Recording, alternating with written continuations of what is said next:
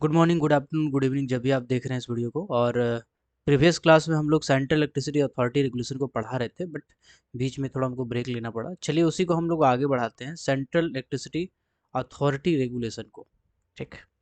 तो सी ई A R 2010 जो है वो आपके माइंस लेजिस्लेशन का एक पार्ट है, और ये आपके लिए महत्वपूर्ण है माइनिंग से रिलेटेड, जो कि चैप्टर नंबर 9 में दिया हुआ है।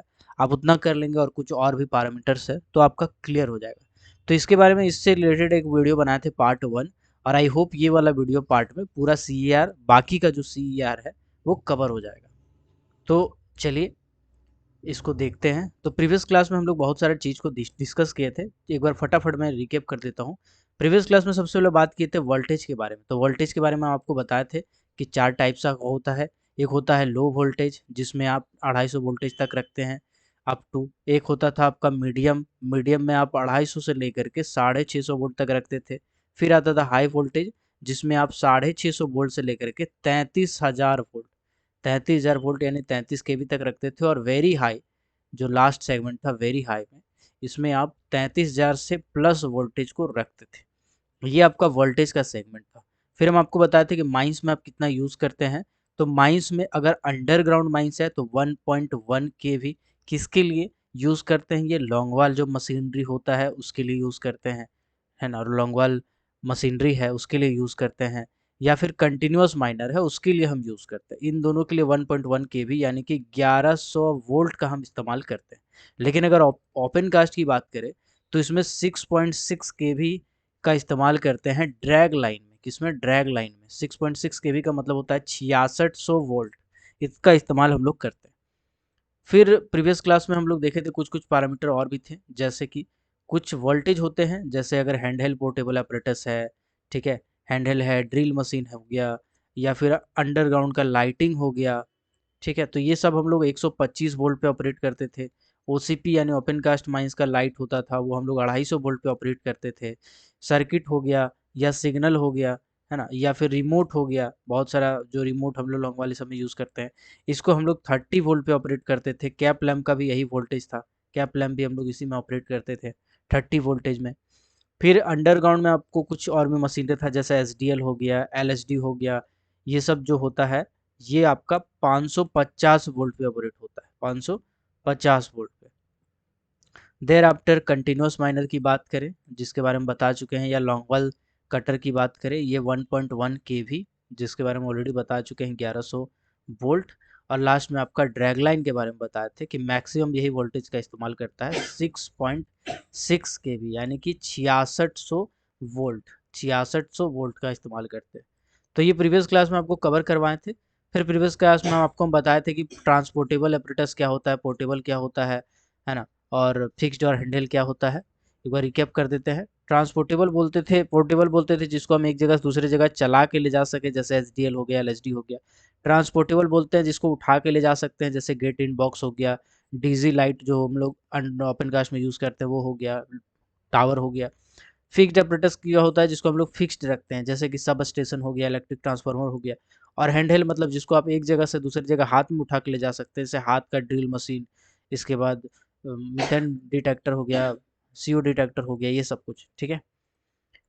पोर्टेबल apparatus एंड डिस्पोजल, ये सब क्लियर कर दिया। ओपन स्पार्किंग क्या होता है ये हम बता चुके थे, खुला आग जो आप देखते हैं शॉर्ट सर्किट होने के दौरान, है ना। डेंजर बोर्ड का नोटिस कब लगाते हैं, तो डेंजर बोर्ड का नोटिस लगाते हैं 250 वोल्ट से ज़्यादा अगर कहीं पे बिजली सप्लाई हो रहा है, उस कंडीशन में आप डेंजर बोर्ड का नोटिस लगाते हैं, जो हम आपको बताए तो कुछ इस तरीके का दिखता है, ठीक है।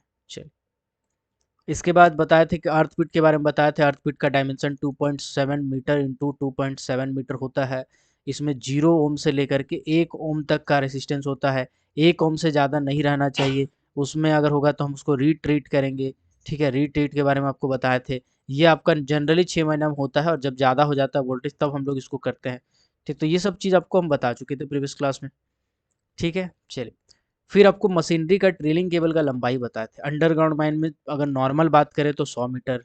अगर हम कोल कटिंग वाला बात करें, जैसे कि एसडीएल हो गया, या लोडिंग का बात करें, एसडीएल हो गया, एलएसडी हो गया, शटल कार हो गया, ठीक है। इसके बाद कटिंग का बात करें, जैसे कि कंटिन्यूस माइनर हो गया, लॉन्ग वॉल शेयरर हो गया, इस सब केस में 250 मीटर था। कितना था? 250 मीटर था। उसके बाद अंडरग्राउंड ओपन कास्ट माइंस पे अब आते हैं। ओपन कास्ट माइंस में जनरल एचईएमएम की बात करें तो उस कंडीशन में 300 मीटर होता था। अगर ड्रैग लाइन की बात करें तो उस कंडीशन में 600 मीटर होता था। और अगर बकेट व्हील एक्सकवेटर की बात करें तो उस कंडीशन में 1000 मीटर होता था। ये हमको प्रीवियस क्लास में आपको याद करवाए थे, ठीक है। इसके बाद बताया था कि इलेक्ट्रिकल प्लान जो बनता है वो 1:2000 रेशियो में बनता है, याद रखिएगा 1:2000 रेशियो में इलेक्ट्रिकल प्लान भी बनता है। इस 1:2000 रेशियो में डस्ट प्लान भी बनता है। 1:2000 रेशियो में सैम्पलिंग प्लान भी बनता है। तो ये सब क्या है ओवरमैन का, तो ये सब बेसिकली 1:2000 रेशियो में बनता है। चलिए अब आगे आते हैं, धीरे धीरे आगे बढ़ते हैं कि क्वेश्चन को पढ़ेंगे उसका आंसर पढ़ेंगे। अंडरग्राउंड माइंस में ड्रिल कोल ड्रिल ट्रेलिंग केबल के लिए कितना कोर इस्तेमाल होता है। तो पूछा जाता है कभी कभी कि कोल ड्रिल के लिए कितना केबल का इस्तेमाल होता है। तो इसको हम लोग बोलते हैं 5 कोर। 5 कोर, 5 कोर का मतलब ऐसा ऐसा करके 5 गो तार रहेगा। एक तो मोटा गो तार रहेगा, उसको फाड़ के देखिएगा तो अंदर से 5 तार रहेगा, जिसमें से 3 तार जो रहेगा वो फेज रहेगा। कितना रहेगा? 3 तार जो रहेगा वो फेज रहेगा। एक ठो रहेगा अर्थिंग और एक ठो रहेगा pilot circuit. Pilot circuit, pilot circuit क्या होता है हम समझाते हैं, समझ के चलिए। कि मान लीजिए आप ड्रिल मशीन चला रहे हैं, ठीक, हैंडहेल्ड ड्रिल मशीन है, ड्रिल मशीन आप चला रहे हैं, ड्रिल मशीन। अब मशीन चलाते चलाते लाइन कट गया, ठीक है। अब लाइन कट गया मशीन चलाते चलाते, तो आपका ध्यान नहीं था, आप ड्रिल मशीन को बंद नहीं किए, ऐसे ही रखा रह गया। अचानक से लाइन आ गया, तो अब अचानक से लाइन आ गया, कोई ड्रिल मशीन पकड़ा हुआ अचानक से घूमने लगेगा तो चोट लग सकता है, हाँ? तो ऐसा ना हो, इस केस में हम लोग क्या करते हैं, पायलट सर्किट लगाते हैं। क्या लगाते हैं? पायलट सर्किट लगाते हैं। मतलब अचानक से अगर लाइन आएगा तो जो उसका सर्किट रहेगा वो ब्रेक रहेगा। जब तक हम उसको खुद से चालू नहीं करेंगे फिर से, तब तक वो फिर से चलेगा नहीं। इसी को बोलते हैं पायलट सर्किट, ठीक है। तो जो 5 फेज होता है ड्रिल में, जो हम लोग कोल ड्रिल में ट्रेलिंग केबल लगाते हैं, वो कितना कोर वाला होता है? 5 कोर वाला होता है। 3 ठो क्या रहेगा? फेज रहेगा। एक ठो क्या रहेगा? अर्थिंग रहेगा। और एक ठो क्या रहेगा आपका? पायलट सर्किट रहेगा। क्या रहेगा? पायलट सर्किट रहेगा। तो ये वाला याद रखिएगा। अंडरग्राउंड माइंस में जो कोल ड्रिल होता है, कोल ड्रिल मशीन होता है, वो 5 कोर वाला होता है, जिसमें से 3 ठो फेज रहता है, एक ठो अर्थिंग रहता है, एक ठो पायलट सर्किट रहता है, ठीक है। ये आपको हो सकता है चैप्टर नंबर 9 में ना मिले, लेकिन ये सब कुछ CAR का ही डाटा है जो आपको याद रखना पड़ेगा, ध्यान रखना पड़ेगा, ठीक है। चलिए हम लोग आगे बढ़ते हैं। सर्किट ब्रेकर कितना टाइप का होता है? देखो इसको पूरा याद करने का जरूरत नहीं है, ये एक एलिमेंट्री आइडिया के लिए हम यहाँ पे लिखे हुए हैं, ठीक है। सर्किट ब्रेकर क्या होता है और कितना टाइप का होता है, इसके लिए हम लिखे हैं। सर्किट ब्रेकर बेसिकली बहुत सारा टाइप का होता है, जिसमें से 5 टाइप का जो हम लोग है जनरली इस्तेमाल करते हैं। लेकिन माइनिंग में हम लोग या तो ACB वाला इस्तेमाल करेंगे या ऑयल सर्किट ब्रेकर वाला जनरली इस्तेमाल करते हैं, ठीक है ना। MCB वाला भी कभी कभी यूज़ करते हैं, तो अलग अलग टाइप का होता है, ठीक है। जैसे सबसे पहले आ गया ऑयल सर्किट ब्रेकर, इसको OCB कहते हैं। एयर सर्किट ब्रेकर, इसको ACB कहते हैं। मिनिमम ऑयल सर्किट ब्रेकर, जिसको हम लोग क्या कहते हैं? MCB कहते हैं। और उसके बाद आपका आता है वैक्यूम सर्किट ब्रेकर, जिसको हम लोग VCB कहते हैं, है ना। एक आता है सल्फर हेक्सा फ्लोराइड ब्रेकर, जिसको हम लोग SFBC कहते हैं, ऐसे कुछ नाम है उसका, है ना। तो ऐसा ऐसा बहुत सारे टाइप का होता है, जिसमें से हम लोग सुने कौन कौन सा है, हम लोग सुने होंगे OCB वाला, ACB वाला, MCB वाला, ये 3 को जनरली इस्तेमाल होता है।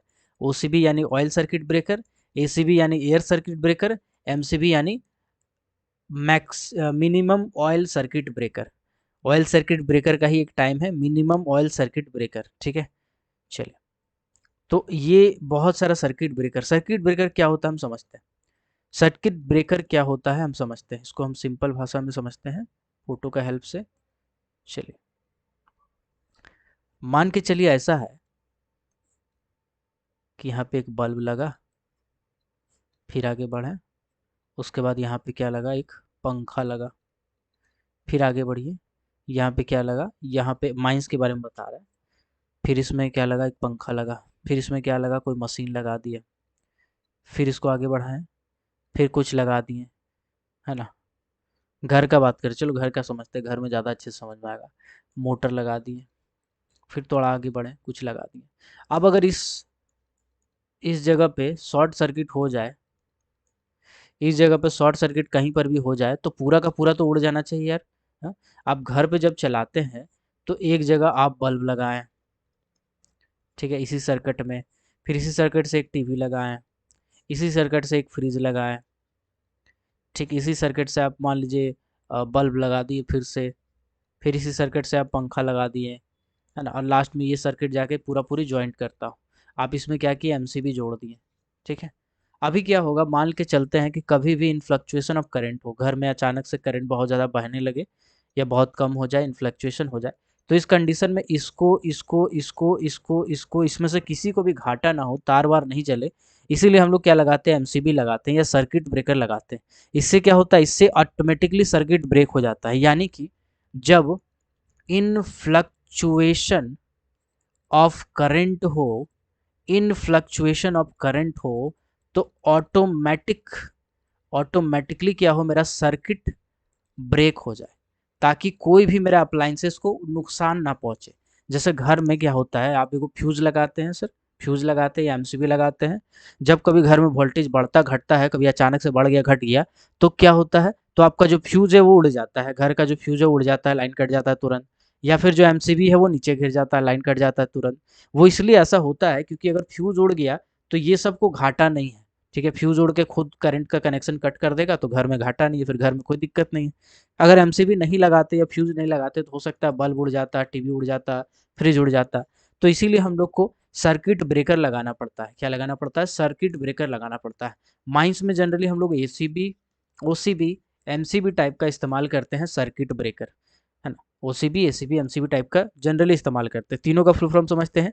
एसीबी का होता है एयर सर्किट ब्रेकर, ओसीबी का होता है ऑयल सर्किट ब्रेकर, एमसीबी का होता है minimum oil circuit breaker, minimum oil circuit breaker. तो ये सब खाली याद रखिएगा, काम आपका चल जाएगा। चलिए, इंसुलेटर क्या होता है, जो स्विच की गियर किसी सेक्शन में बिजली का काटने के लिए इस्तेमाल किया जाता है, इंसुलेटर कहते हैं। समझते हैं यार, ठीक है, समझते हैं इसको। जैसे हमने क्या बताया, इंसुलेटर क्या होता है, इसको समझते हैं। इंसुलेटर, तो मान के चलिए कि एक डिस्ट्रिक्ट है जिसमें बिजली जा रहा है, तो आप सुने होंगे कि जब कभी भी रिटर्न रास्ते में 0.75% से ज़्यादा और माइंस में कहीं भी 1.25% से ज़्यादा, है ना, कभी भी CH4 गैस होता है तो फटाक से डिस्ट्रिक्ट का बिजली काट दिया जाता है। तो उस डिस्ट्रिक्ट का बिजली कैसे काटा जाएगा सर, मान लीजिए कोई मजदूर आदमी है, मजदूर आदमी उस डिस्ट्रिक्ट के जो बिजली कनेक्शन उसके आसपास में खड़ा है, तो उस आदमी को अगर बिजली काटना पड़ेगा तो वो तो पढ़ा लिखा है नहीं, उसको तो ज़्यादा बुझाएगा नहीं। तो हम क्या करते हैं, एक आइसोलेटर का फॉर्म में रखते हैं, ठीक है, एक आइसोलेटर का फॉर्म में रखते हैं। घर में कुछ होता है ना ऐसी इस टाइप का, आप बोलते हैं कि ये इसको पकड़ के नीचे खींच दो लाइन कट जाएगा, इसको पकड़ के ऊपर उठा दो लाइन आ जाएगा, तो कुछ इसी टाइप का रहता है, इसको बोलते हैं आइसोलेटर। आइसोलेटर बेसिकली क्या है, अगर हम खुद से चाहते हैं कि लाइन काटना है तो आइसोलेटर लगाते हैं, आइसोलेटर को हम अगर ऊपर से नीचे खींचेंगे तो डिस्ट्रिक्ट का बिजली कट जाएगा। तो आइसोलेटर वर्सेस सर्किट ब्रेकर, दोनों में क्या डिफरेंस है, जी बिल्कुल डिफरेंस है। आइसोलेटर हम खुद बंद करेंगे, आइसोलेटर से बिजली कनेक्शन हम खुद काटेंगे। और सर्किट ब्रेकर में क्या होता है, इन फ्लक्चुएशन होता है करंट में तो ऑटोमेटिकली कट जाता है। क्या होता है, इन फ्लक्चुएशन होता है करंट में तो ऑटोमेटिकली क्या होता है, पावर कट हो जाता है, पावर कट हो जाता है। ये दोनों में यही डिफरेंस है। आइसोलेटर हम खुद बंद करते हैं, कोई भी मजदूर आदमी को बोलेंगे ऊपर से नीचे खींच दो तो ऊपर से नीचे खींच देगा, लाइन कट जाएगा। सर्किट ब्रेकर में इन फ्लक्चुएशन होता है तो ऑटोमेटिकली ये कट जाता है, इसको हमको काटने का जरूरत नहीं पड़ता है, इसके लिए हम लोग एमसीबी लगाते हैं। ठीक है, चलिए आगे बढ़ते हैं, आगे बढ़ते हैं, आगे बढ़ते हैं। इलेक्ट्रिकल एक्सीडेंट होने पर डीजीएमएस को नोटिस भेजने का क्या प्रावधान है, तो हमने आपको पहले बता दिया कि अगर नोटिस भेजा जाएगा एक्सीडेंट का तो फॉर्म 4A में भेजा जाता है नोटिस ऑफ एक्सीडेंट। कब भेजा जाता है, तो 24 घंटा के अंदर भेजा जाता है। कब भेजा जाता है, 24 घंटे के अंदर। लेकिन इसकी सूचना जो है वो तत्काल दी जाती है, फोर्थ विथ दी जाती है, फोर्थ विथ दिया जाता है। किसको किसको दिया जाता है, CI साहब को, RI साहब को, DM साहब को। और अगर इलेक्ट्रिसिटी के कारण हुआ है तो जो इलेक्ट्रिकल इंस्पेक्टर होगा उसको भेजा जाएगा, इलेक्ट्रिकल इंस्पेक्टर होगा उसको भेजा जाएगा। साथ में अगर किसी को चोट लगा है तो जो कंपनसेशन अथॉरिटी है उसको भेजा जाएगा। ठीक है, 4A में भेजा जाता है। कौन सा? 4A में भेजा जाता है। बस वही चीज़ लिखा हुआ है इसमें। सेंट्रल इलेक्ट्रिसिटी अथॉरिटी में भी सेम नियम है ना। टेलीफोन से तुरंत सूचना देते हैं, 24 घंटे के अंदर नोटिस भेजते हैं, एक्सीडेंट का खबर मिलने के बाद फॉर्म 4A में नोटिस भेजते हैं। तो वो चीज़ लिखा हुआ है इसमें, वही चीज़ हम आपको पढ़ा चुके हैं। ठीक है, क्वेश्चन है ओवरहेड लाइन में किसी भी कंडक्टर के एक स्पैन से में मैक्सिमम कितने जॉइंट रखे जा सकते हैं? ओवरहेड लाइन में समझते हैं ये क्या चीज़ है? ऐसे समझ में नहीं आएगा, फोटो समझते हैं। ये क्या है? ये दो ठो खूंटा है। ये दो ठो क्या है?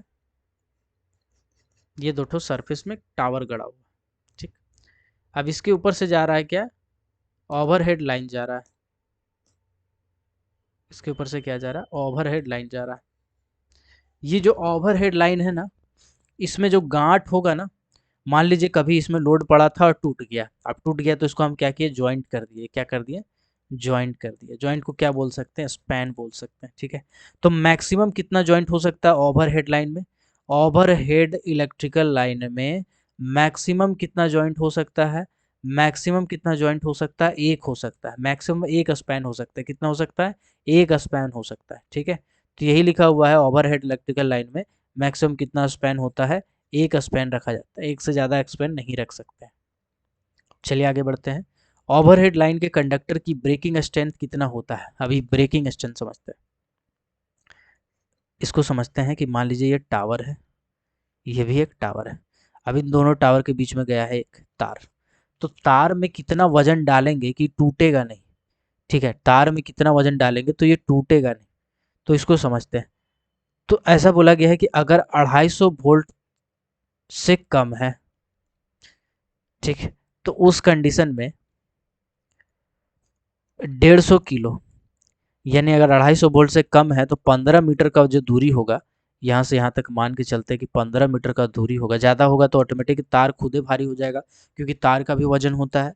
तार का भी वजन होता है, इसीलिए हम लोग 15 मीटर का दूरी पकड़ के चलते हैं कि एक स्पैन में 15 मीटर का दूरी होगा, है ना।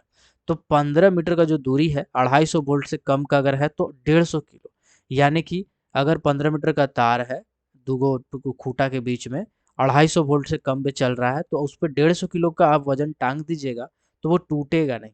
150 किलो तक आराम से वजन वो सह सकता है। इसी को बोलते हैं ब्रेकिंग स्ट्रेंथ, यानी कुछ वजन देने से वो टूटे नहीं, उसी को बोलते हैं ब्रेकिंग स्ट्रेंथ। लेकिन अगर 250 वोल्ट से ज़्यादा का है, 250 वोल्ट का प्लस है, ठीक है, तो उस कंडीशन में 350 किलो से कम नहीं होना चाहिए। यही वाला जो डाटा हम बताया है ना, ओवरहेड लाइन के कंडक्टर की ब्रेकिंग स्ट्रेंथ 350 किलो से कम नहीं होनी चाहिए। लेकिन अगर 250 किलो से कम है तो उस कंडीशन में 150 किलो से कम नहीं होना चाहिए। ठीक, इसको फिर से लिख देते हैं ताकि आपको याद रहे। हमने क्या कहा? हमने कहा ओवरहेड इलेक्ट्रिकल लाइन की स्ट्रेंथ। तो सबसे पहले हम समझते हैं, जो बिजली का तार होता है ना, बिजली का तार, बिजली का तार को हम दो तरीके से एक जगह से दूसरे जगह ले जा सकते हैं। एक, या तो जमीन के नीचे गाड़ देंगे हम। जमीन के नीचे हम मोटा मोटा ट्यूब बिछाते हैं और ट्यूब के अंदर हम लोग, बहुत सारा मोटा मोटा ट्यूब रहता है उसमें बहुत सारा तार पार करते हैं और फिर ऊपर से मिट्टी दफना देते हैं। ये ज़्यादा सेफ माना जाता है। ठीक है, तो ये वाला हम इस्तेमाल कर सकते हैं, लेकिन इसमें खर्चा बहुत ज़्यादा है, ज़मीन का खुदाई करना पड़ता है हर जगह, तो खर्चा होता है।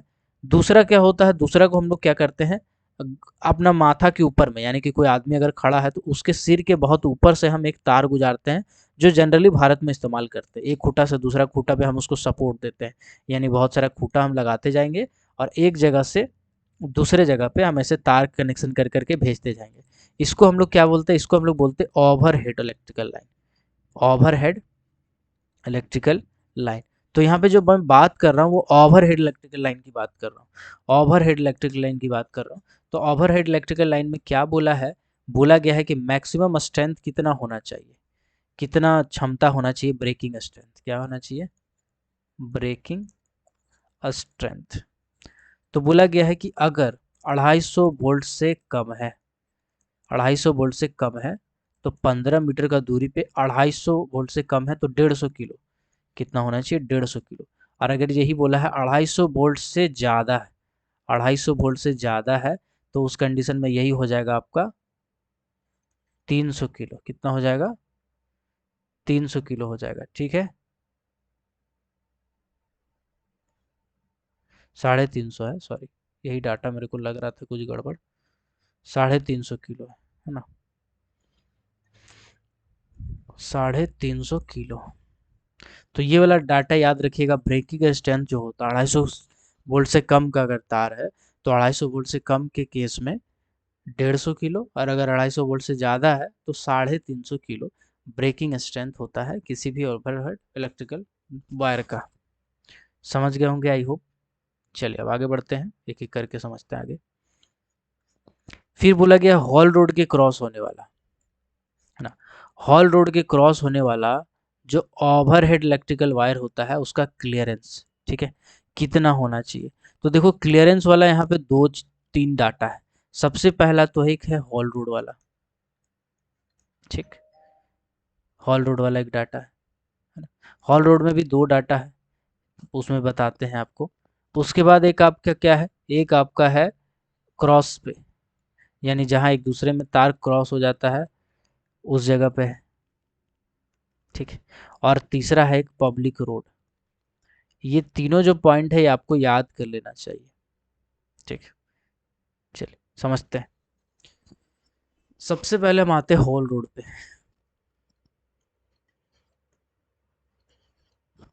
ठीक, सेकेंड। सबसे पहले हम आते हैं आपका हॉल रोड पे, ठीक है। तो हॉल रोड पे क्या बोला गया है, हॉल रोड में बोला गया है कि हॉल रोड को क्रॉस जो करता है, ठीक है, जस्ट अ सेकेंड, सबसे बड़ी डंपर का हॉल रोड में क्रॉस होने वाली ओवरहेड लाइन का क्लियरेंस यानी हाइट कितना होना चाहिए। सबसे बड़ी डंपर के ऊपर उठे डाले से क्लियरेंस कम से कम 3 मीटर होना चाहिए। मान के चलिए कि एक चल रहा है 20 टन वाला डंपर, एक चल रहा है 30 टन वाला डंपर, एक चल रहा है 25 टन वाला डंपर। तो सबसे बड़ा डंपर कौन सा होगा? 30 टन वाला।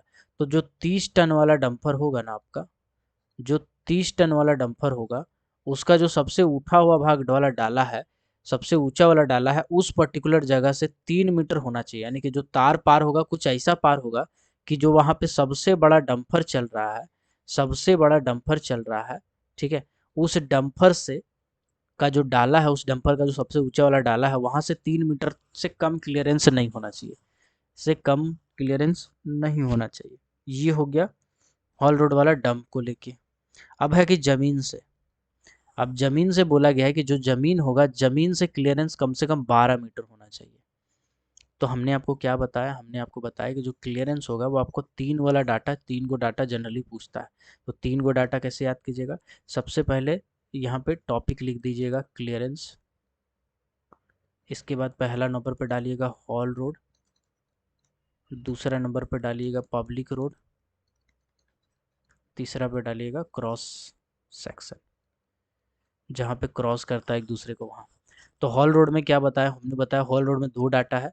पहला है कि जो डंपर होगा ना, डंपर, डंपर का जो डाला होगा, जो सबसे बड़ा डंपर होगा, उसका जो डाला होगा उससे कम से कम 3 मीटर क्लियरेंस होना चाहिए। और वही जमीन से बात करें तो 12 मीटर क्लियरेंस होना चाहिए। हॉल रोड में यही दो डाटा है, याद कीजिएगा।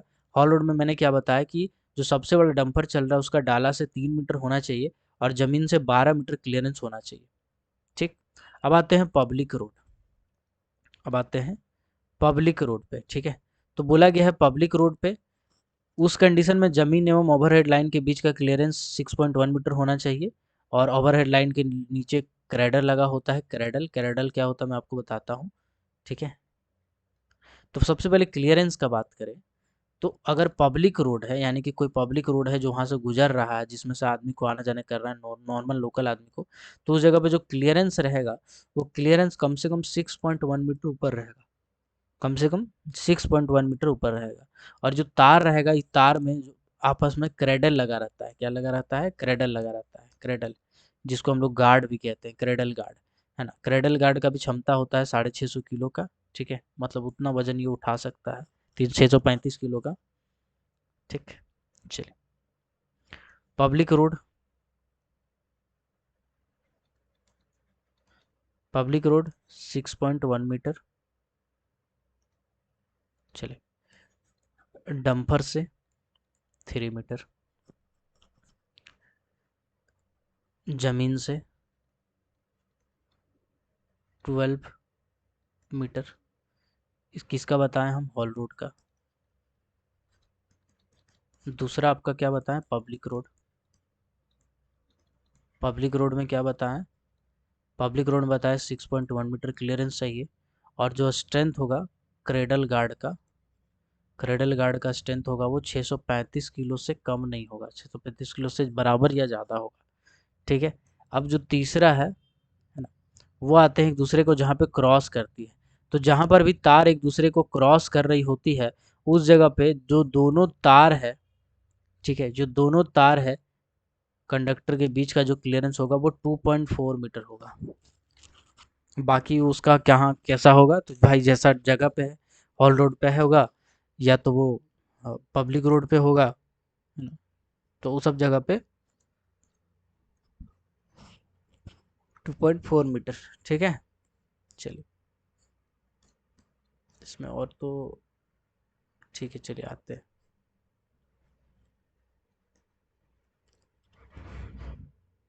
टू इंटरलॉकिंग मैक्सिमम कितना करंट होता है, कितना वोल्ट, कितना बिजली जाता है, क्या सेफ्टी फीचर होता है, ट्रैकिंग प्रावधान। प्रावधान में तो भाई आसान है, इस तो कोई बड़ा चीज़ है नहीं। Get in box, increase safety, मैं एक बार देख लेता हूँ कोई छूट तो नहीं रहा मेरे से। Cable installation, clearance, hall road, एक बार देख लेता हूँ। आइसोलेटर हो गया, overhead line span, overhead line का ब्रेकिंग स्ट्रेंथ मैंने बता दिया है 150, 250, 150, 350, 15 मीटर, 250 से ज़्यादा। हॉल रोड भी क्रॉस होने वाली ओवरहेड लाइन का क्लियरेंस, डंपर वाला बता दिया है केस, और जमीन वाला भी बता दिया, एक दूसरे क्रॉस करने वाली ओवरहेड 2.4 मीटर। ओवरहेड लाइन के पोल में स्टे वायर लगाने का क्या प्रावधान है, स्टे वायर को कम से कम ऊंचा करके रखा जाएगा और 3 मीटर ऊंचाई तक शटर लगाया जाएगा। किसी पब्लिक रोड को क्रॉस करती है तो क्या प्रावधान है, 6.1 मीटर होना चाहिए कम से कम। लाइन की क्रेडल गार्ड, ठीक है, करंट। चलिए, अब हम लोग फिर से इसको एक बार रिकैप करते हैं, क्योंकि हमको पता है कि आपका दिमाग में गया होगा लेकिन पूरा अच्छे से क्लियर नहीं हुआ होगा। सबसे पहले हम बात करते हैं क्लियरेंस। टॉपिक का नाम क्या है, क्लियरेंस। क्लियरेंस का मतलब होता है तार, जो आपका ओवरहेड तार है ना, उसका कहीं कहीं से दूरी। कभी हम बोलेंगे जमीन से कितना दूरी है, कभी हम बोलेंगे जो डंपर है उसका, जो बड़ा वाला सबसे बड़ा वाला डंपर, उसका डाला से कितना दूरी है। कभी हम बोलेंगे कि जो पब्लिक रोड है उससे कितना दूरी है उसका जमीन से। कभी हम बोलेंगे जो दो दो तार आपस में क्रॉस कर रहा है, वो दोनों तार के बीच का कितना दूरी है। तो ये सब को आप क्या कहेंगे, क्लियरेंस कहेंगे। ठीक है, इसको क्या कहेंगे, क्लियरेंस कहेंगे। जब भी क्लियरेंस वाला टॉपिक आता है, जनरली 3 चीज आपको याद करना होता है। पहला याद करना होता है हॉल रोड का डाटा, दूसरा याद करना होता है पब्लिक रोड का डाटा, और तीसरा याद करना पड़ता है जहां तार एक दूसरे को क्रॉस करती है, जहां दो तार एक दूसरे को क्रॉस करती है, क्रॉस करती है। ठीक है, ये 3 डाटा याद कर लेंगे तो आपका काम हो जाएगा। तो हॉल रोड में क्या है, ये हॉल रोड में 2 कंडीशन है, ए और बी। पहला कंडीशन है कि जो सबसे बड़ा डंपर चल रहा है ना, सबसे बड़ा डंपर का डाला, सबसे बड़ा डंपर, सबसे बड़ा डंपर का डाला इससे कम से कम 3 मीटर होना चाहिए। और अगर हम जमीन से बात करें ना, जमीन से, तो ये 12 मीटर होना चाहिए। तो हॉल रोड वाला तो क्लियर है, 3 मीटर और 12 metre, 3 metre 12 metre. Public road में मैंने क्या बताया था, पब्लिक रोड में बताया था 6.1 मीटर।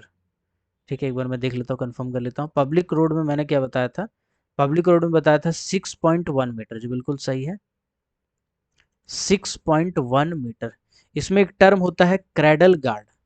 क्रेडल गार्ड क्या होता है समझिएगा। रेलवे में आप देखे होंगे बहुत सारा तार रहता है, और तार के बीच में कभी कभी ऐसा ऐसा आप देखेंगे रॉड रहता है, कभी कभी ऐसा देखेंगे दो तार के बीच में है ना, 2 गो तार है, वो दोनों को ऐसे ऐसे करके सपोर्ट दिया जाता है।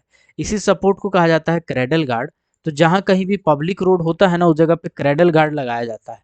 और ये जो क्रेडल गार्ड होता है उसका जो स्ट्रेंथ होगा वो 635 किलो के बराबर या उससे ज़्यादा का होगा, या उससे ज़्यादा का होगा। 635 किलो के बराबर या उसके ज़्यादा का होगा। पब्लिक रोड में हमने क्या बताया कि 6.1 मीटर क्लियरेंस होता है, और जो क्रेडल गार्ड का स्ट्रेंथ होगा वो 635 किलो से ज़्यादा या उसके बराबर का होगा। जहाँ एक तार दूसरे तार को क्रॉस करती हो, उस जगह का अगर हम बात करें, जहाँ एक तार दूसरे तार को क्रॉस करती है, अगर हम प्रॉपर उस जगह का बात करें, ठीक है, just a second, pole steel oil लगाने का ये तो बता दिया था मैंने। अर्थ करके रखते हैं ऊंचाई तक, ठीक है,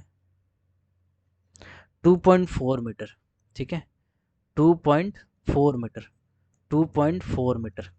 जहाँ एक तार दूसरे को क्रॉस करती है उसमें हम क्या लगाते हैं, 2.4 मीटर का क्लियरेंस रखते हैं। तो ये क्लियरेंस वाला टॉपिक याद कीजिए, ये वाला इसमें से क्वेश्चन पूछ सकता है अगर CAR से पूछता है तो। क्लियरेंस वाला पहला तो हॉल रोड हो गया, हॉल रोड में ज़मीन से अगर बात करें तो 12 मीटर, हॉल रोड का में जो डंपर चलता है सबसे बड़ा वाला उसका डाला से बात करें तो 3 मीटर। दूसरा आता है पब्लिक रोड। तो पब्लिक रोड जहाँ एक दूसरे को क्रॉस, पब्लिक रोड में जब आप क्रॉस कर रहे हैं तो 6 मीटर, 6.1 मीटर हो जाता है। और पब्लिक रोड जहाँ भी हो क्रेडल गार्ड लगाते हैं, क्रेडल गार्ड का जो स्ट्रेंथ होगा वो 635 किलो के बराबर या उससे ज़्यादा होगा। इसके बाद होता है दो तार जहाँ एक दूसरे को क्रॉस करती है, यहाँ हो जाएगा 2.4 मीटर। ये है डाटा, आपको पूरा अच्छे से याद करना है बार बार, है ना। चलिए अब आगे बढ़ते हैं। ये जो क्लियरेंस वाला है ना, ये क्लियरेंस वाला से अच्छा खासा पोर्शन आपका कवर हो जाता है, ठीक है। ये सब लिखाया है यहाँ पे, देखिए सब सब क्लियरेंस वाला ही टॉपिक है, ये सब क्लियरेंस वाला ही है ना। यहाँ देखिए ये भी क्लियरेंस वाला है। आगे बढ़ते हैं, देखिए क्लियरेंस क्लियरेंस क्लियरेंस क्लियरेंस, बस हम एक ही साथ आपको सब समझा दिए, इसीलिए आपको समझ में सिंपल तरीके से आया।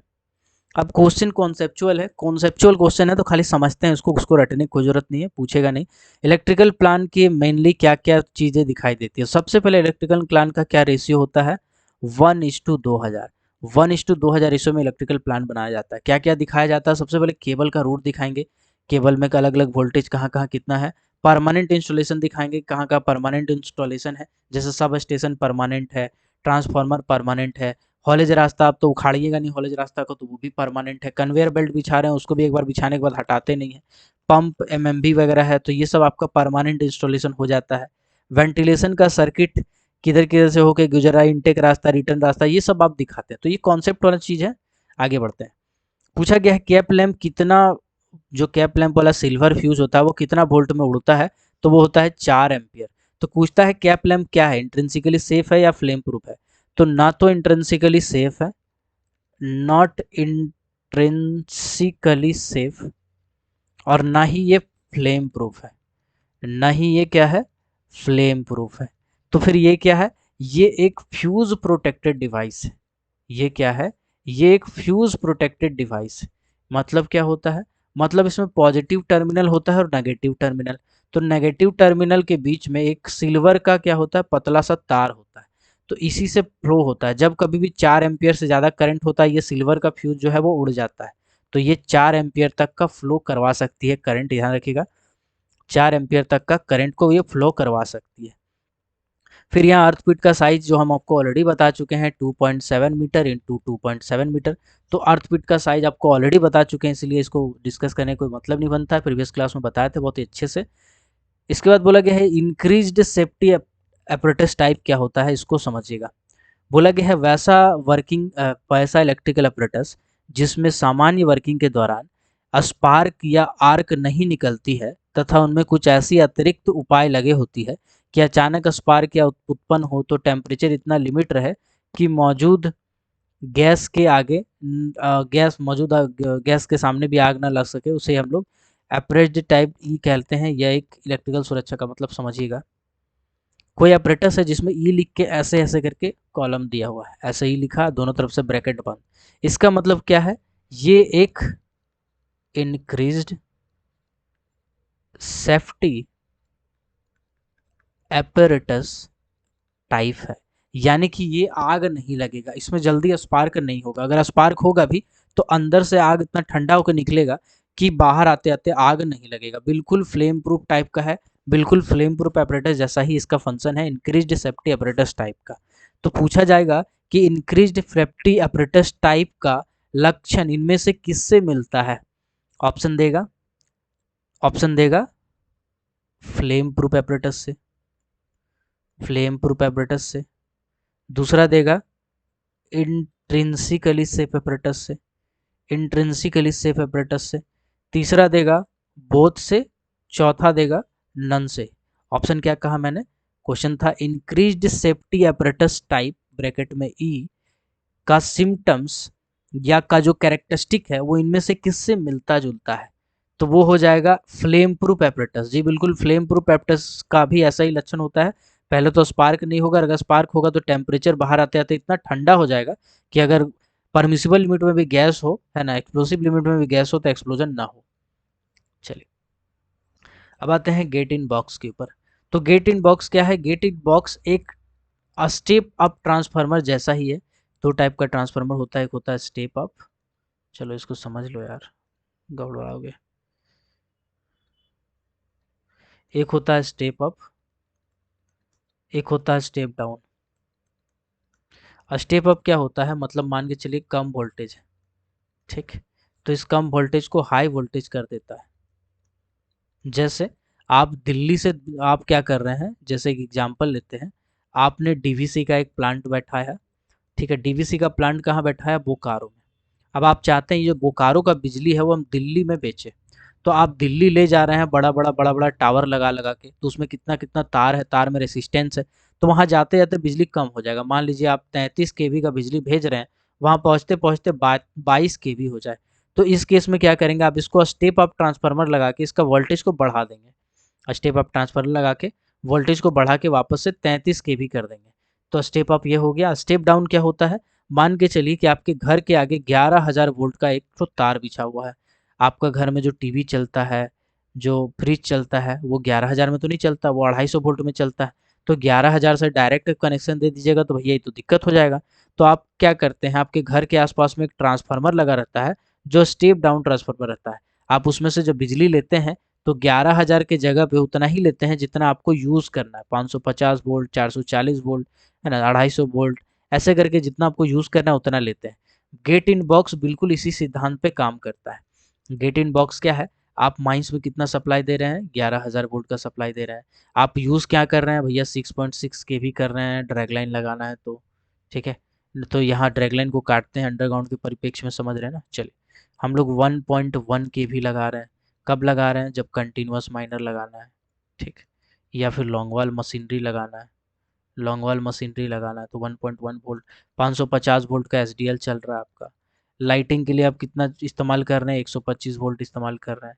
ड्रिल के लिए कितना इस्तेमाल कर रहे हैं? 125 वोल्ट इस्तेमाल कर रहे हैं। तो अब देखो कितना सारा वेरिएशन है। आप सप्लाई कर रहे हैं 11,000 वोल्ट, लेकिन आपको चाहिए ये सब। तो आपको ये चाहिए तो आप क्या कीजिएगा? 11,000 का तार को जोड़ दीजिएगा गेट इन बॉक्स से, ठीक। अब गेट इन बॉक्स से आप सेपरेट सेपरेट कनेक्शन ले सकते हैं। आप इसके लिए ले लेंगे कनेक्शन तो ये 1100 वोल्ट पे चलेगा, यानी कि 1.1 केवी पे आपका कंटिन्यूस माइनर चलेगा।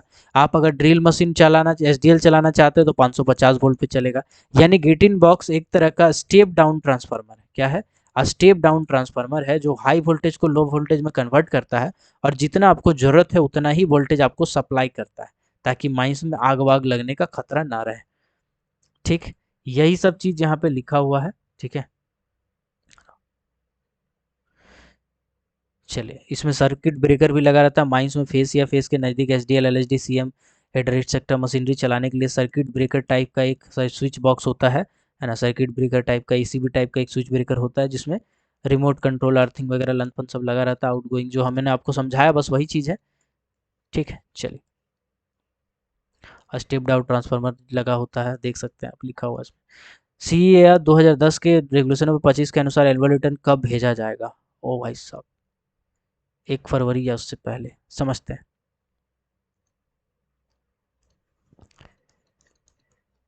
एनुअल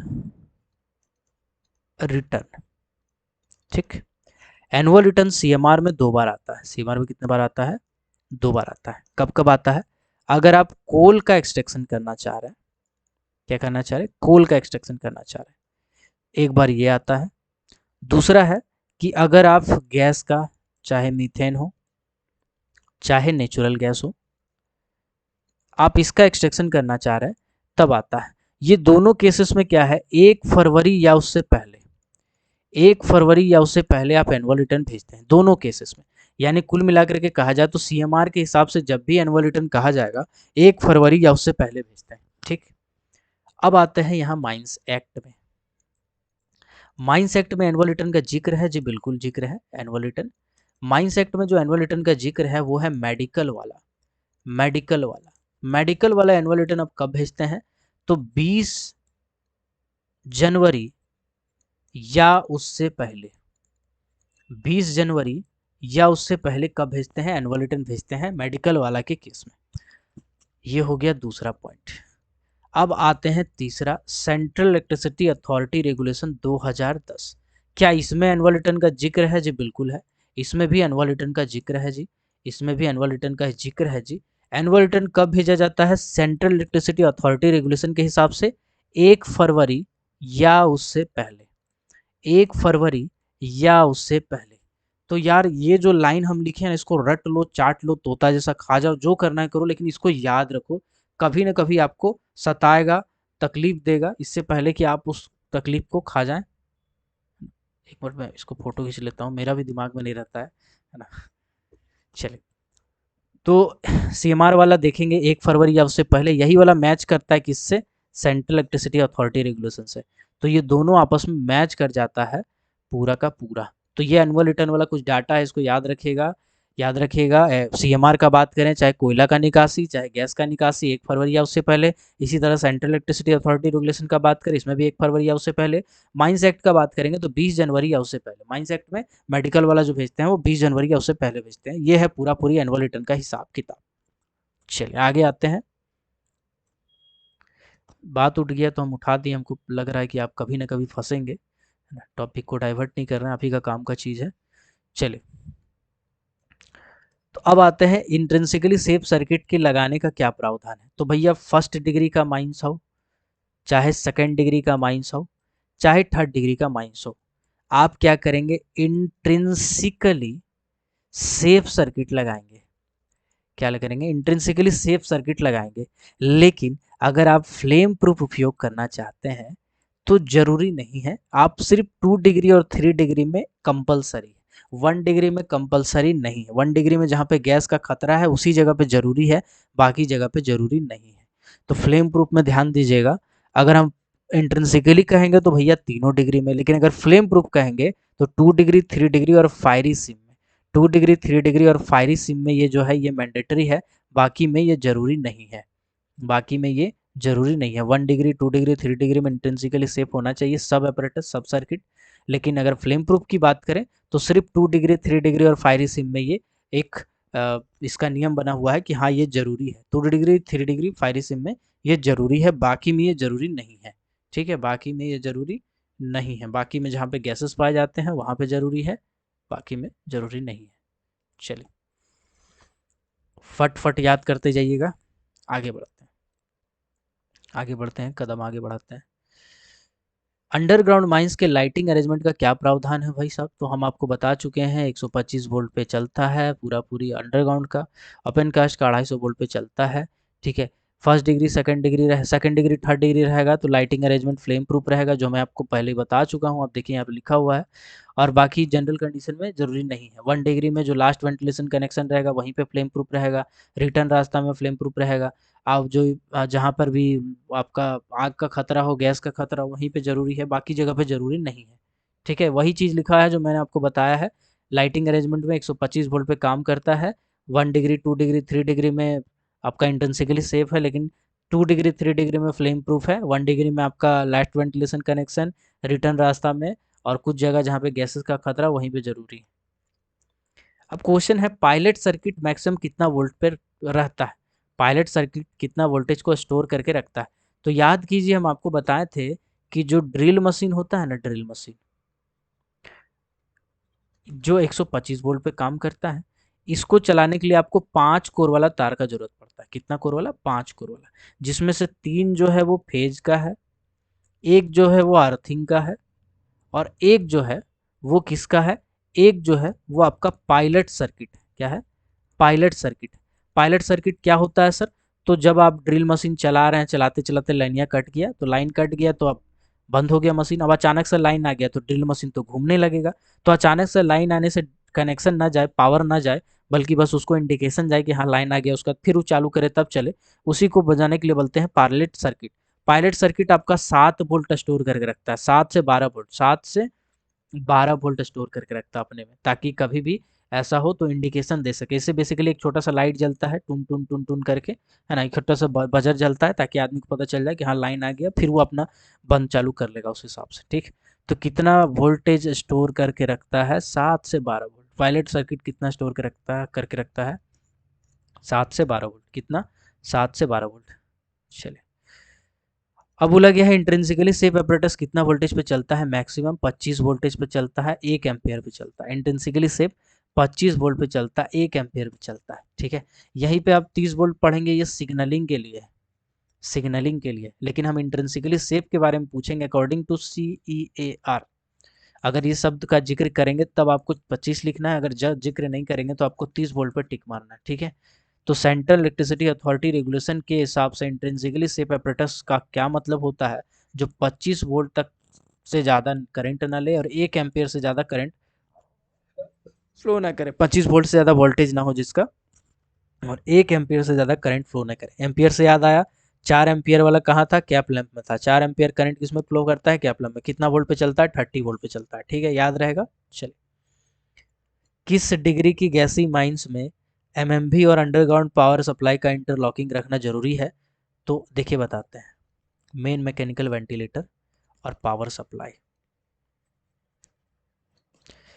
मतलब ऐसा है कि अगर लाइन कटा तो एमएमवी बंद हो गया, एमएमवी बंद हुआ तो पावर सप्लाई भी कट गया। मतलब सरफेस पे जो पंखा है, जैसे वो घूमना बंद होगा, उसके साथ ही साथ माइंस का पावर सप्लाई ऑटोमेटिकली कट जाएगा, ताकि हमको डिस्ट्रिक्ट में जाके करंट काटना ना पड़े, है ना, गैस का परसेंटेज ज़्यादा होने से, कम होने से ऐसा लफड़ा ना हो। लाइन कट गया तो फिर आदमी तुरंत बाहर निकलना शुरू कर देगा। तो इसको हम क्या करके रखते हैं? इंटरलॉकिंग करके रखते हैं। कौन कौन सा डिग्री में? 2 डिग्री, 3 डिग्री में। तो याद रखिएगा, 2 डिग्री 3 डिग्री वाला क्या क्या पॉइंट आया, फटाफट बताते हैं। 2 डिग्री 3 डिग्री वाला क्या क्या पॉइंट आया? सबसे पहले तो flame proof. Flame proof apparatus कहाँ यूज करते हैं? 2 डिग्री 3 डिग्री में।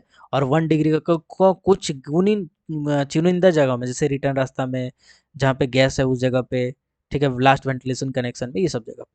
फिर 2 डिग्री 3 डिग्री वाला क्या पॉइंट आया? तो 2 डिग्री वाला और 3 डिग्री वाला एक पॉइंट आया कि इंटरलॉकिंग एमएमवी का एंड पावर सप्लाई का, एमएमवी का और पावर सप्लाई का इंटरलॉकिंग। इंटरलॉकिंग कहाँ करके रखते हैं? तो 2 डिग्री 3 डिग्री में करके रखते हैं। कहाँ करके रखते हैं? तो 2 डिग्री 3 डिग्री में करके रखते हैं। 2 डिग्री 3 डिग्री में फ्लेम प्रूफ एपरेटस इस्तेमाल करते हैं, और 1 डिग्री का कुछ गुनिंजा जगह में, जैसे कि रिटर्न रास्ता में, ब्लास्ट वेंटिलेशन कनेक्शन में, जहाँ गैस ज़्यादा वहाँ। और 2 डिग्री 3 डिग्री में एमएमवी का और पावर सप्लाई का इंटरलॉकिंग करके रखते हैं। याद रखिएगा, इंटरलॉकिंग करके रखते हैं। ठीक है, चलिए आगे बढ़ते हैं। सीए के अनुसार केबल का इंसुलेशन रेसिस्टेंस कितना होना चाहिए? अब केबल है सर, केबल का रेसिस्टेंट होगा तो उसमें से कुछ इंसुलेशन रेसिस्टेंस भी होगा। तो बोला गया अगर 650 वोल्ट से कम है ना, कम वाले केबल के लिए 500 वोल्ट डीसी का प्रेशर 1 मिनट तक ढोने के लिए 1 मेगा ओम, यानी, और 600 वोल्ट से अधिक वाला के लिए 5 मेगा ओम। सुनो, इसको अगर याद नहीं कर पा रहे हो तो इसको सिंपल भाषा में रटने का तरीका हम आपको बताते हैं। चलिए,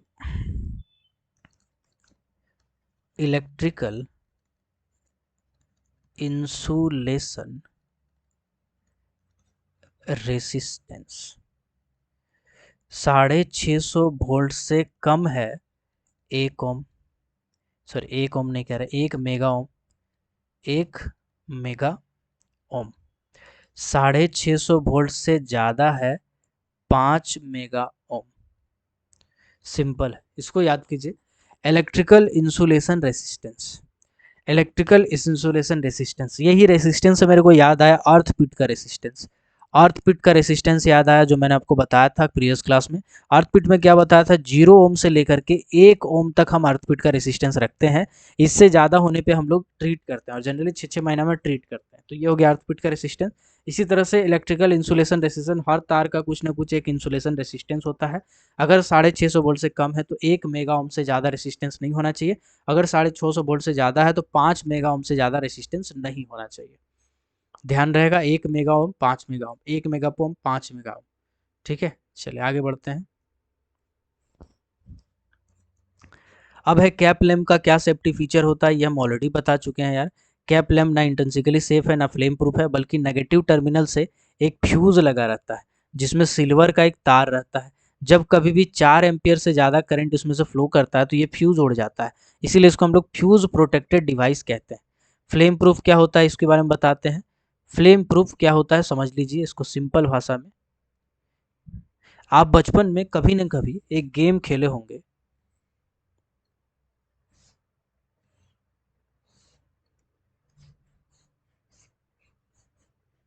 छोटा छोटा बहुत सारा रास्ता बना रहता है ऐसे ऐसे करके, है ना, ऐसे ऐसे करके रास्ता बना रहता है बहुत सारा, और आपको बोलता है बताओ यहाँ पे चिड़िया है।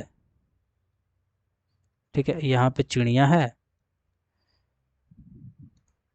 और यहाँ पे उसका अंडा है, तो चिड़िया को अंडा तक पहुँचाओ। तो आप क्या करते थे, आप बताते कि ऐसे जाएंगे, ऐसे जाएंगे, ऐसे जाएंगे, ऐसे जाएंगे, ऐसे निकलेंगे, यहाँ से ऐसे आएंगे, ऐसे करते करते यहाँ तक पहुँच जाएंगे, ऐसे करके बताते थे आप।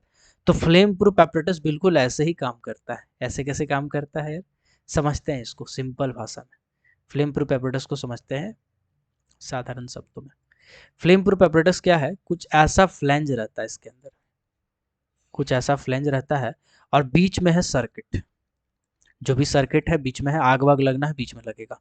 अब ये आग लगने के बाद क्या करेगा, आग को इतना ज़्यादा घुमा देगा, इतना ज़्यादा घुमा देगा, इतना ज़्यादा घुमा देगा कि आग निकलते निकलते इतना ठंडा होगा। मान लीजिए यहाँ लगा आग, अब आग निकल रहा है सर, देखिए निकल रहा है सर, देखिए निकल रहा है सर। यहाँ आया, आते आते थोड़ा आग कम हुआ, यहाँ आते आते और ठंडा हुआ, इधर से आते आते और ठंडा हुआ, इधर आते आते और ठंडा हुआ, फिर आते आते और ठंडा, और ठंडा, और ठंडा, और ठंडा, और ठंडा होते होते लास्ट में बाहर आया।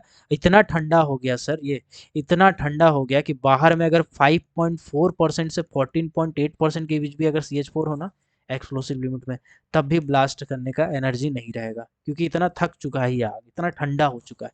इसको क्या कहते हैं, इसको कहते हैं फ्लेम प्रूफ। फ्लेम प्रूफ में ऐसा खनखा, ऐसा फ्लैंज लगा रहता है, ऐसा पतला पतला आयरन का सीट लगा रहता है कि बाहर आते आते आग को इतना ठंडा कर दे, घुमा देते हैं आग को इतना। FLP का बनावट भी बिल्कुल कुछ ऐसा ही है।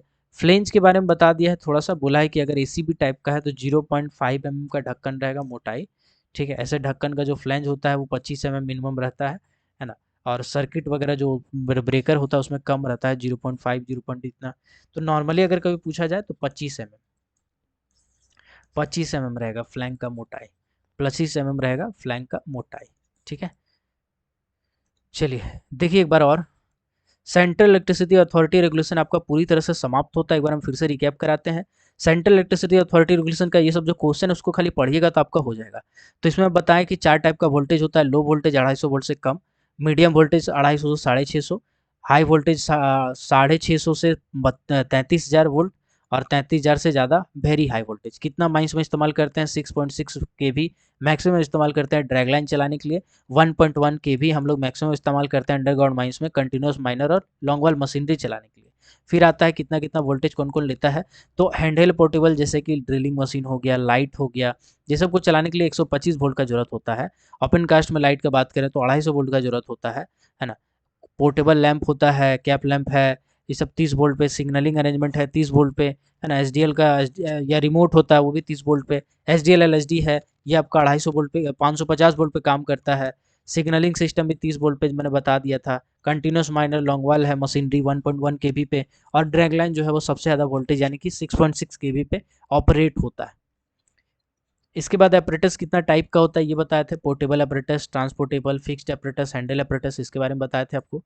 फिर आपको हम बताए थे कि ओपन स्पार्किंग मतलब खुला आग जो दिखाई पड़ता है, डेंजर जोन का सिग्नल हम कब लगाते हैं? डेंजर जोन का सिग्नल लगाते हैं जब 250 वोल्ट से ज़्यादा होता है करंट कहीं पे। तो अर्थक्वेक का रेसिस्टेंस आपको बताए थे 0 ओम से 1 ओम, अगर इससे ज़्यादा होता है तो हमको ट्रीट करना पड़ता है। 6 महीना में हम ट्रीट करते हैं। अर्थक्वेक का जो डायमेंशन है 2.7 मीटर इंटू 2.7 मीटर होता है। ये सब हम आपको बता चुके हैं। चलिए आगे बढ़ते हैं। इसके बाद ट्रेलिंग केबल का लंबाई, तो जनरली अगर अंडरग्राउंड माइंस में बात करेंगे तो 100 मीटर, लेकिन अगर हम बोलेंगे कि लॉन्गवाल कोयला ढोने वाला कोयला काटने वाला मशीन है तो 250 मीटर। जैसे एसडीएल है, एसडीएस शटल कार है, कंटिन्यूस माइनर, सब का सब 250 मीटर है। और लॉन्गवाल के बारे में, अगर ओपन कास्ट के बारे में पूछेंगे तो आपको 300 मीटर बताना है। लेकिन अगर हम बोलेंगे ड्रैग लाइन के बारे में तो आपको 600 मीटर बताना है। अगर हम बोलेंगे बुकेट विल एक्सकवेटर के बारे में तो आपको 1000 मीटर बताना है। ये आपका ट्रेलिंग केबल का लंबाई हो जाता है। इलेक्ट्रिकल प्लान कितना रेशियो बनाते हैं? 1:2000 रेशियो बनाते हैं, ठीक है। फिर आते हैं हम लोग फेज पे। तो याद रखिएगा ड्रिल केबल, जो ट्रेलिंग केबल है वो 5 कोर वाला होता है, जिसमें से 3 आपका फेज होता है, एक आपका अर्थिंग होता है और एक आपका पायलट सर्किट होता है। पायलट सर्किट में 7 वोल्ट से लेकर के 15 वोल्ट तक का इलेक्ट्रिसिटी रिजर्व करके कंजर्व करके रखता है ताकि वो ऑपरेट कर सके, ठीक है। सर्किट ब्रेकर बहुत सारे टाइप का होता है, जिसमें oil circuit breaker, air circuit breaker और मिनिमम ऑयल सर्किट ब्रेकर एक मुख्य होता है, ठीक है। आइसोलेटर क्या होता है? बिजली काटने के लिए एक डिस्ट्रिक्ट में यूज़ करते हैं, उसको हम लोग आइसोलेटर कहते हैं, ठीक। सेंट्रल इलेक्ट्रिसिटी अथॉरिटी में क्या प्रावधान है? तो 4A के हिसाब से अगर दुर्घटना होता है तो हमको नोटिस भेजना पड़ता है, तत्काल हमको इन्फॉर्म करना पड़ता है 24 घंटे के अंदर में। CIRI इलेक्ट्रिकल इंस्पेक्टर को, डीएम साहब को, है ना, कंपनसेशन अथॉरिटी को। ओवर इलेक्ट्रिकल लाइन में एक से ज़्यादा स्पैन नहीं होना चाहिए। फिर आते हैं ओवर हेड कंडक्टर का ब्रेकिंग स्ट्रेंथ। तो भैया ऐसा है कि 15 मीटर का अगर हम देख रहे हैं 250 वोल्ट से कम है तो उस कंडीशन में 150 केजी, और अगर इससे ज़्यादा है तो उस कंडीशन में 350 केजी का इलेक्ट्रिकल स्ट्रेंथ होता है, ब्रेकिंग स्ट्रेंथ, ठीक है। चलिए क्लियरेंस के बारे में बात करें तो क्लियरेंस जैसे दिमाग में आएगा सबसे पहले हम लिखेंगे हॉल रोड। हॉल रोड में अगर जमीन से बात करें तो 12 मीटर। अगर हम डंपर का डाला से बात करें तो 3 मीटर। फिर दूसरा नंबर पे आपका आता है पब्लिक रोड। पब्लिक रोड में मैंने आपको बताया था कि पब्लिक रोड में अगर आप देखेंगे तो 6.1 मीटर होता है जमीन से। इसमें एक क्रेडल गार्ड लगता है। क्या लगता है? Cradle guard. क्रेडल गार्ड का स्ट्रेंथ बताया था 635 किलो से ऊपर का होना चाहिए, ठीक है। तीसरा नंबर पे आपका आता है जहाँ पे एक दूसरे को तार क्रॉस करती है, इन दोनों के बीच में 2.4 मीटर रहता है मिनिमम क्लियरेंस। क्लियरेंस वाला क्लियर हो गया। चलिए इसके बाद इलेक्ट्रिकल प्लांट में मेनली क्या क्या होता है? तो केबल का रूट, परमानेंट इंस्टॉलेशन कहाँ कहाँ किए, वेंटिलेशन सर्किट के बारे में पूरा बताना पड़ता है। कैप लैम्प कितना एम्पियर पे चलता है? 4 एम्पियर पे, इसीलिए इसको हम लोग फ्यूज प्रोटेक्टेड डिवाइस कहते हैं। नेगेटिव टर्मिनल से एक सिल्वर का प्लेट रहता है, सिल्वर का तार रहता है जो ज़्यादा वोल्टेज आने पे उड़ जाता है। अर्थपिट का साइज हमने बता दिया है 2.7 metre into 2.7 metre. Intrinsically shape apparatus type जो है वो, जिसको हम लोग ई से डिनोट करते हैं, इसका लगभग जो प्रॉपर्टी है वो फ्लेम प्रूफ एपरेटस से मिलता जुलता है ना। या तो स्पार्क नहीं होता है, अगर होता भी तो इतना ठंडा हो कि ताकि बाहर निकलते निकल ठंडा हो जाए। गेट इन बॉक्स एक स्पीड डाउन ट्रांसफार्मर इसमें लगा रहता है जो वोल्टेज को कम करने के लिए इस्तेमाल करते हैं हम लोग माइंस में, है ना। एनुअल रिटर्न कब भेजते हैं? 1 फरवरी या उससे पहले भेजते हैं। सीएमआर के हिसाब से 1 फरवरी या उससे पहले भरते हैं। माइंस एक्ट के हिसाब से 20 जनवरी या उससे पहले भेजते हैं मेडिकल वाला में। इंट्रिंसिकली सेफ सर्किट का लगाने का क्या प्रावधान है? तो first degree, second degree, third degree तीनों में कंपलसरी है। यही वाला अगर हम लाइटिंग अरेंजमेंट और फ्लेम प्रूफ का बात करेंगे तो 2 डिग्री, 3 डिग्री में आपका जो है वो जरूरी है फ्लेम प्रूफ लगाना। और 1 डिग्री का माइंस है अगर तो रिटर्न साइड में, है ना, लास्ट वेंटिलेशन कनेक्शन में, ये सब जगह पे जरूरी है, बाकी जगह पे जरूरी नहीं है, ठीक है। पायलट सर्किट में बताया था मैंने 7 वोल्ट से लेकर के 12 वोल्ट तक, ध्यान रखिएगा, यहाँ 15 बोल दिया था मैंने, 7 वोल्ट से लेकर के 12 वोल्ट तक पायलट सर्किट में करंट रिजर्व कंजर्व करके रखता है, ठीक है। इंट्रिंसिकली सेफ सर्किट में बोला गया कि 25 वोल्ट 1 एम्पियर तक ये चलता है, 1 एम्पियर का करंट ये जनरली फ्लो करता है CEAR के हिसाब से, ठीक है। चलिए बाकी यही है जो मैंने आपको बताया। इंटरलॉकिंग करके कब रखते हैं? एमएमबी का और पावर सप्लाई का इंटरलॉकिंग करके रखते हैं जब 2 और 3 डिग्री का माइनस होता है तब। 2 और 3 डिग्री का माइनस होता है तब हम लोग इंटरलॉकिंग करके रखते हैं, ठीक है। इंसुलेशन रेसिस्टेंस के बारे में बताया था मैंने कि अगर 650 वोल्ट से ज़्यादा है तो आपका इंसुलेशन रेसिस्टेंस जो होगा वो आपका 1 मेगा ओम तक होगा। इससे कम है तो, और 650 वोल्ट से ज़्यादा है तो उस कंडीशन में आपका 5 मेगा ओम तक होगा। 5 mega ohm, 1 mega ohm, 5 mega ohm, ठीक है। क्या फ्लेम के बारे में आपको बता चुके हैं, फ्लेम प्रूफ क्या होता है बता चुके हैं। इसमें जो फ्लेम प्रूफ का ढक्कन होता है वो 25 mm का उसका फ्लेंज होता है। तो ये आपका सेंट्रल इलेक्ट्रिसिटी अथॉरिटी रेगुलेशन पूरी तरह से समाप्त होता है। मैं एक बार बता देता हूँ मैं क्या क्या पढ़ा चुका हूँ आपको, ठीक है, ताकि आप बार बार रिविजन करते रहिएगा, देखते रहिएगा। अगर मैं वीडियो नहीं डाला हूँगा तो डाल दूंगा, ठीक है। सबसे पहले मैं CMR आपका ख़त्म किया हूँ, लेजिस्लेशन वाला पार्ट में बहुत ज़्यादा महत्वपूर्ण भूमिका निभाता है। माइंस एक्ट को मैं अच्छे से बता चुका हूँ। इसके बाद माइंस रूल जो है, माइंस एक्ट, माइंस रूल का बहुत सारा चीज़ जो है वो कॉमन हो जाता है, तो ये मैं करवा चुका हूँ। सेंट्रल इलेक्ट्रिसिटी अथॉरिटी रेगुलेशन 2010 जो है वो मैं अभी करा चुका हूँ। क्रैच रूल के बारे में मैं आपको बता चुका हूँ। पिट हेड बाथ रूल के बारे में मैं आपको बता चुका हूँ। अगर नहीं भेजा हूँ वीडियो तो भेज दूंगा। पिट हेड बाथ रूल ये भी आपका क्लियर हो गया होगा। रेस्क्यू रूल की अगर बात करूँ, रेस्क्यू रूल, ठीक है, रेस्क्यू रूल तो ये भी आपका लगभग हो गया है, इसको भी रिकॉर्ड किया हुआ है। अगर भेजा नहीं हूँ तो भेज दूंगा। तो ये सब लेजिस्लेशन के कुछ पार्ट होते हैं, और एक आध क्वेश्चन गिना चुना पूछता है बीटी रूल से, जो उतना डिटेल में नहीं, 2-4 क्वेश्चन उसको पढ़ने की जरूरत है ना। तो एक दो ये सब जितना भी है 8, टोटल 8 पोर्शन, ये सब मैं आपका करा चुका हूँ, या एक आध को जो बचा है छोटा मोटा वो करा ही दूंगा एक आध दिन में। तो ये आपका पूरी तरह से कवर हो गया है।